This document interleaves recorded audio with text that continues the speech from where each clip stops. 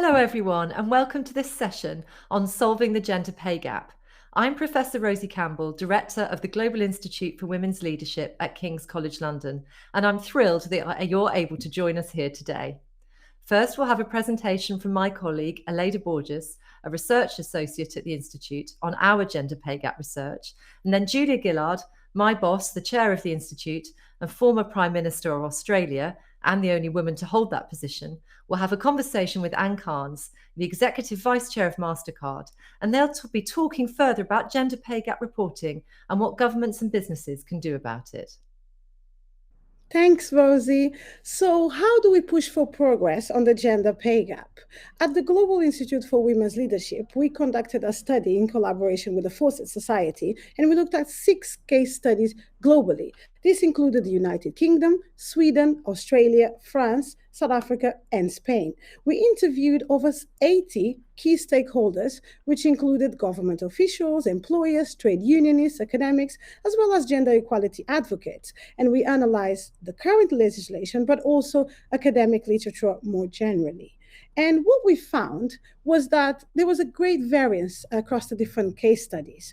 So we looked at different indicators, which included accountability, transparency, penalty enforcement, intersectional lens, as well as employer size. And we found that France and Spain, for instance, stood out for their action-driven frameworks, which meant that they were not necessarily just focused on identifying the issue and diagnosing within companies what the problems were when it comes to the gender pay gap, but they also focus on actually fixing the problem. So having action plans that can actually correct the issue around gender pay gaps. South Africa innovated by its approach on centering on intersectionality. Given the history of the country, they found that focusing on pay gaps more generally was a much more important tool than just focusing on gender separately. The UK, on the other hand, excelled really in its transparency and high compliance rates. However, the legislation was found to have no teeth because whereas it focused on monitoring the problem, it didn't necessarily have an aspect of solving what do we do to deal with the gender pay gap. And so there was great variance across the different countries, and the rating really tried to capture this diversity, whereas really recognizing what the key actions needed to be when it comes to tackling the problem at its core. And so our recommendations for governments include starting with the question of having a legal obligation to publish action plans. So beyond just requiring that companies diagnose and that identify what the problems are, that they also commit to actually solving it. So what can be done to solve the problem internally in this company, and focusing on key achievable goals that can be done within a particular time frame. And some countries like Spain focus on that, as well as France, and we thought that that is the way forward. Another important aspect here is including all employers. Sweden has this approach, whereas countries like the UK, for instance, target companies that have 250 plus employees, and we find that that's too big of a company and excludes quite a lot of players in the field, and especially considering that some sectors have very small sizes. Also, the question around fines and penalties. We found that it was quite important that there's a dimension of automatic fines that are included in the mechanism, so that when companies don't submit reports, there are consequences. So automatic fines for non-submission of reports. And lastly, we recommend that companies work towards increasing the capacity of its bodies so that it can provide better guidance and support, as well as conduct more rigorous monitoring and analysis of submitted data, so that overall the framework is working in a holistic way to tackle this very complex problem around gender pay gaps. Thank you so much, and over to you, Anne and Julia. Well, Julia, I mean, we've heard all of the data now from Aleida, and what do you think governments should be thinking about in particular with respect to this gender pay gap? Well, Anne, I wish the data made happier reading than it does. I think it reinforces just how much we have to do. I think the real force of this research is to say that governments should be adopting ever more stringent gender pay gap reporting legislation. Various countries have various systems, but no one's got this entirely right. And if we do have better systems, then it will mean that companies are transparently held to account. And I do think that in this world where companies are worried about their reputation with consumers, worried about their reputation with other businesses, and who are fighting for talent, businesses want to be known as the kind of place that is addressing gender inclusivity and gender pay gap differences. So getting down to real practical steps, companies have to get to grips with their own data. They've got to work out what's going wrong. Is it that women are segmented in a lower paid part of the business and they need to think about how to recruit more diversely across the business? Or is it an undervaluing of women's skills that's been historically baked in to the pay system?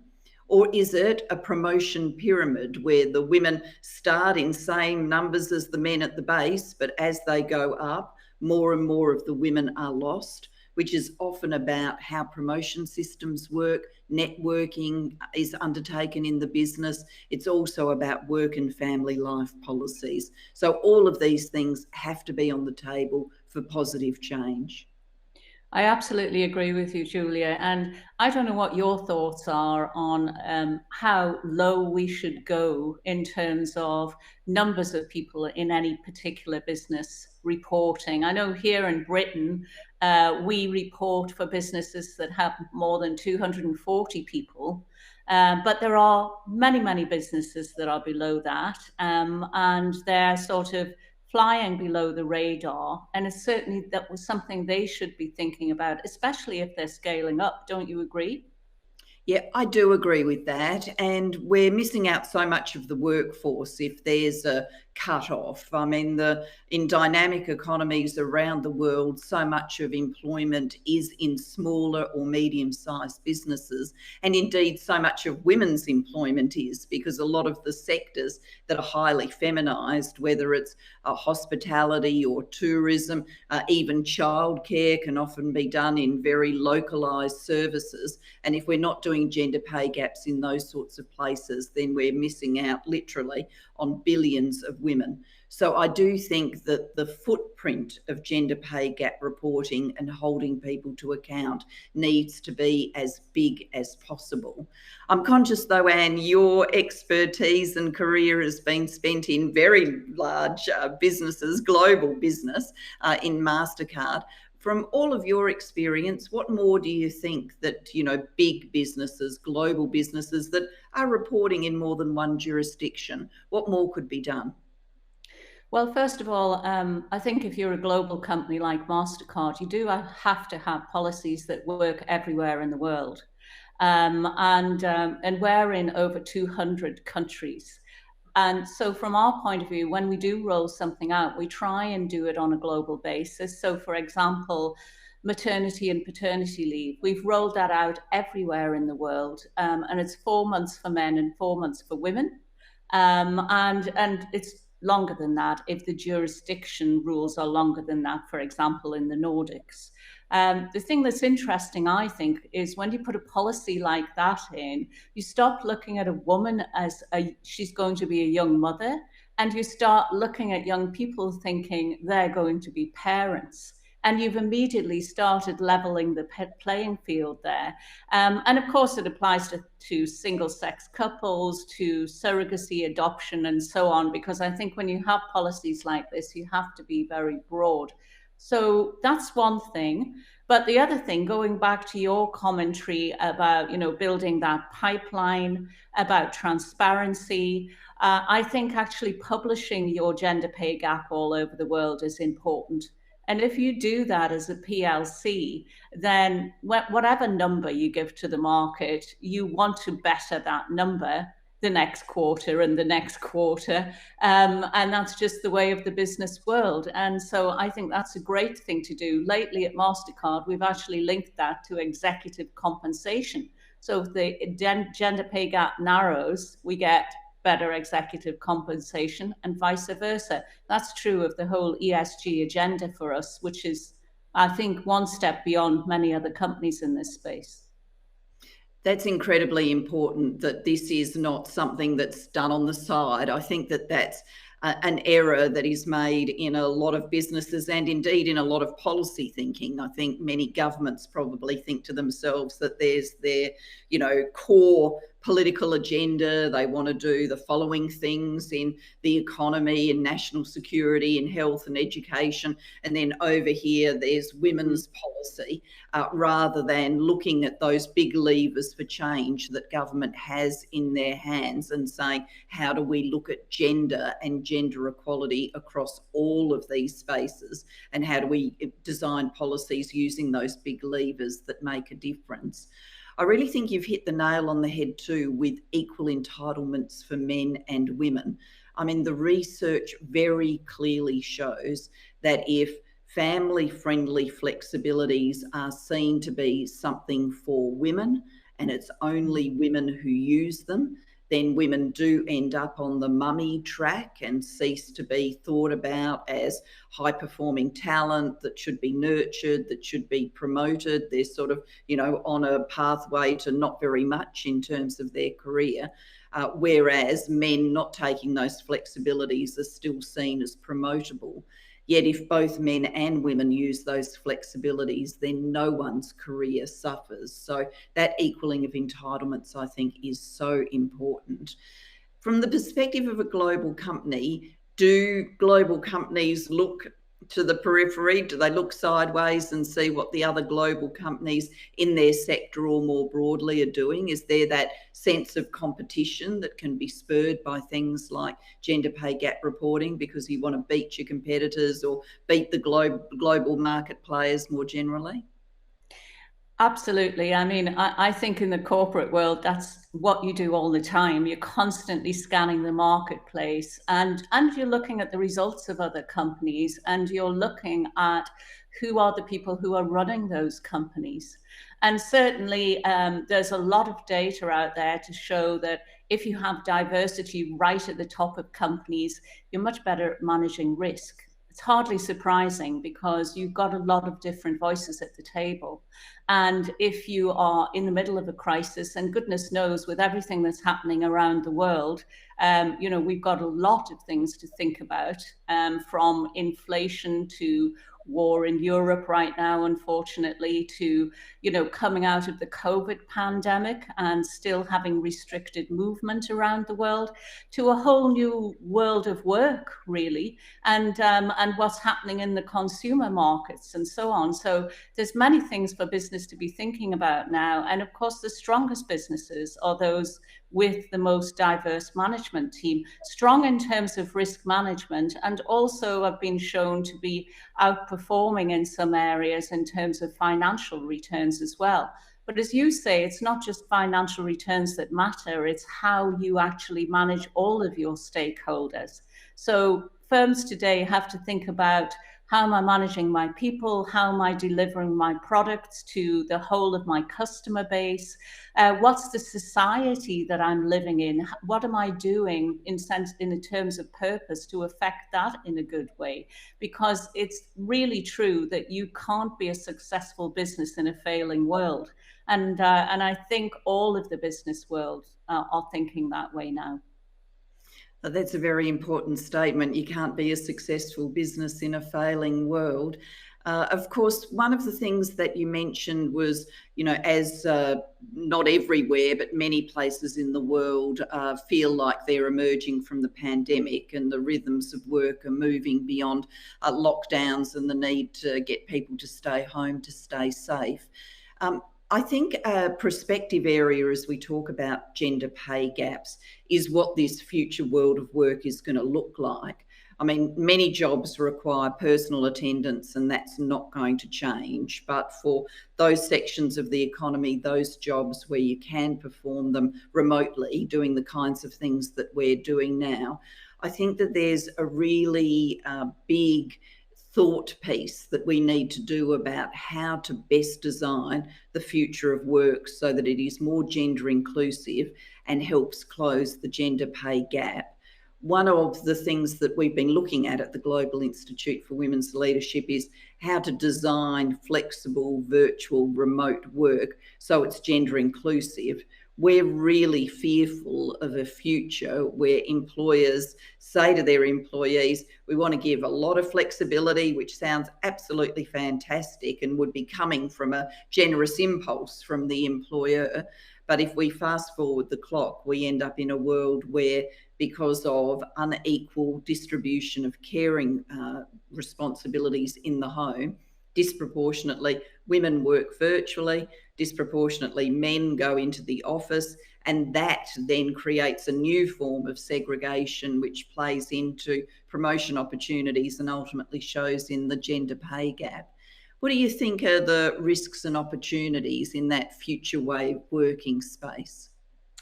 Well, I think that you've outlined the risks very well, about that some people are in the office and others aren't, and it tends to sort of split along gender lines. And if you actually do questionnaires about this, you actually see this happening in the workplace, about women saying, I would like to continue, working from home longer, and some of the men saying, I'd like to come back to the office. So that is definitely a reality. And we all know that in order to get promotions, it's not just how you perform, but it's the networks that you build.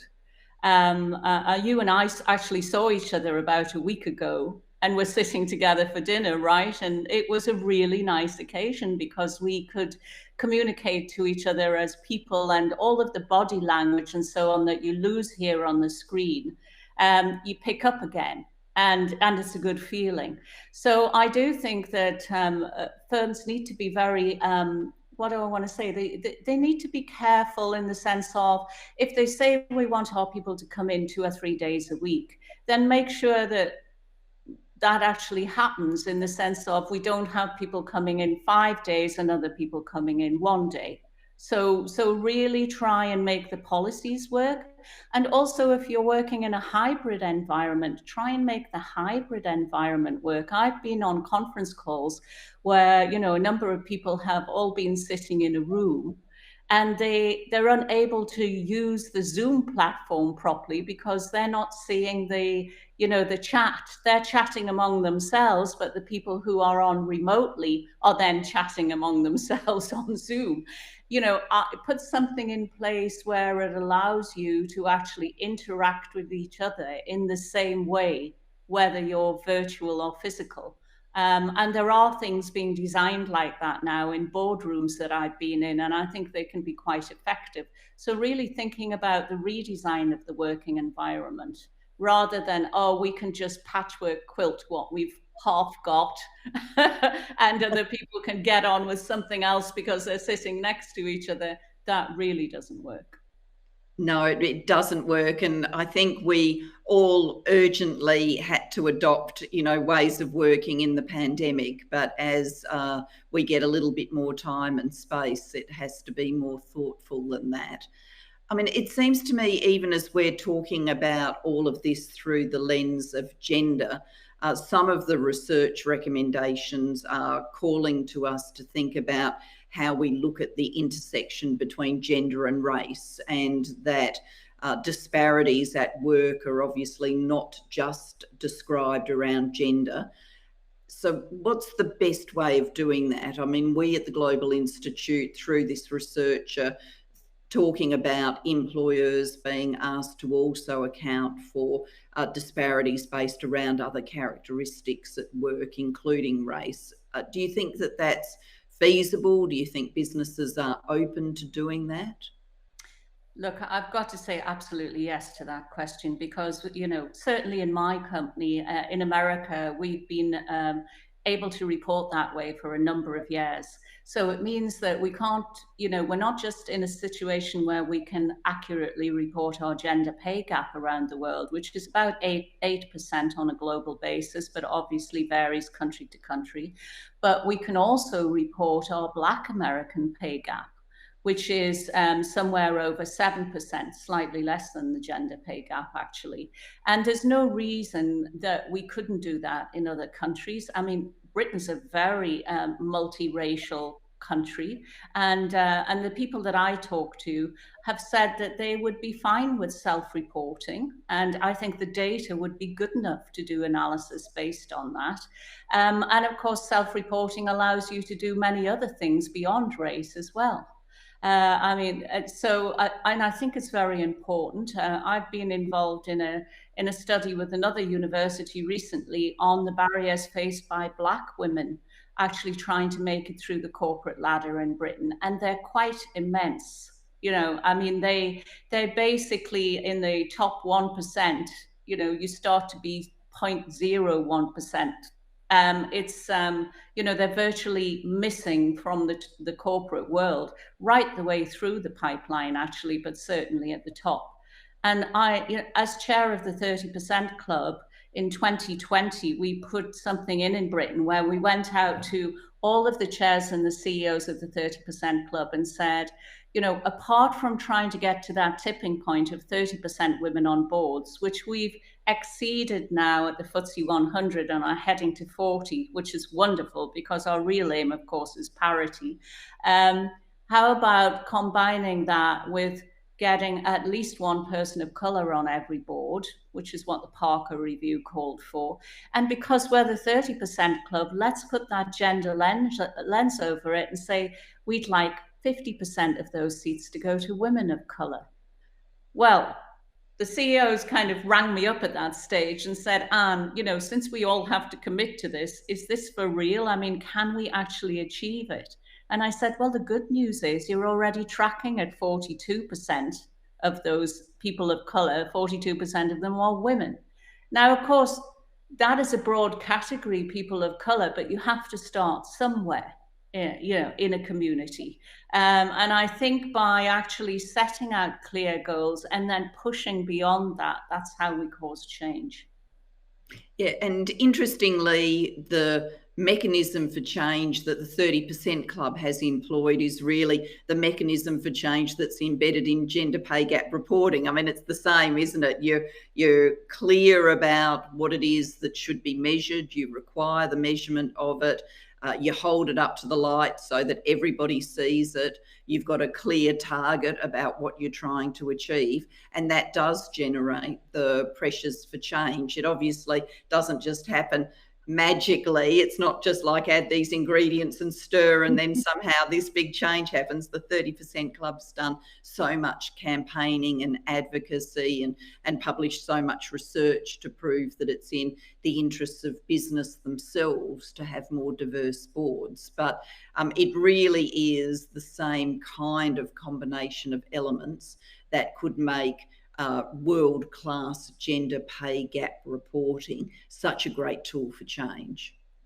Completely, Julia. And I think one of the sort of secret sauce ingredients is that it's actually the CEOs and chairs that sign up for it. And if you get that rather than mandate a change, then what you get are people who are committed to causing the change. And that means causing a change in the whole corporate culture.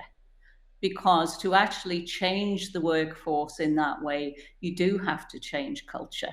And that's much harder, as we know. But if you achieve it, then it's sustainable rather than, I'm just going to obey whatever rule is laid out there, perhaps by the government or whomever. And by the way, going back to government, I think government should absolutely be looking at themselves. And saying, not be sort of telling industry what to do and then ignoring the rules. As we know, there are so few women in power around the world. And yet we know that things such as peace agreements brokered by women historically have lasted longer. And we certainly need things like peace agreements brokered today. I think really government fixing itself is a good step forward, don't you? I really strongly agree with that. I mean, we've canvassed in this discussion so far, one role of government, which is its role as a legislator, regulator, setter of corporate norms and rules, and that's an important role. But of course, governments are also very big employers, and unless that those sectors are tracking towards ending gender pay disparities, then you can't achieve it for the whole economy. And if anything, the pandemic has certainly taught us a lesson in the value of the caring work that happens in government. I mean, no country on earth would have got through without its healthcare service. Obviously, here in the UK, we talk about the NHS. In Australia, we talk about Medicare and public hospitals. People have got their own labels, but all around the world, the people in the front lines of that caring were women. And historically, their work has been undervalued because it's been viewed as kind of, caring work is women's work. Somehow it's innate to women, and so it doesn't need to be properly paid, properly rewarded. So I think, government getting its role as an employer right is a vital piece. And then, who is the government? The government's made up, as you say, of individuals. And if women and men in democracies can't look at their parliaments and governments and see the full diversity of the community represented, then just like we make the case for business that more diverse teams mean better outcomes, more diversity in politics and more fairness about who gets there and gets the opportunity to lead obviously is going to lead to better outcomes. Couldn't agree more. So we need it everywhere. We need it in government. We need it in business. And the good news is that it seems that everyone that you talk to in the community agrees. We're not, I don't see the pushback that, I heard 10 or 20 years ago. What I see now are people saying, how do we get there? How fast can we get there? And that is actually something that's a little bit depressing post-COVID, because it does seem to have gone backwards in the last couple of years. And it's something that we're going to have to take much more action on in the next couple of years to correct and get back on that trajectory. Yeah, I agree with that. I mean, certainly the labour force participation statistics in many parts of the world, the so-called Great Resignation, is telling us a story about who's stayed in and who's exited the labour market. And there's a very skewed gender analysis there. Unless we are very active around these gender pay gap reporting, change in the workplace, future ways of working, then we could see that tendency exacerbate over time. So my sense is that there is a great deal to do, but some good examples of best practice to learn from, some good comparative studies, and we're deepening the evidence base, which of course is what the Global Institute for Women's Leadership is so determined to do. If we really are in many businesses, not everywhere, but in many businesses, if we're really at the stage of answering the how question, then that does require very good evidence leading to good toolkits for change. And that's the aim that we've set ourselves. Fantastic. Well, I love being part of this, and I've absolutely loved talking to you this afternoon, Julia. Fantastic. Thank you very much. Thank you.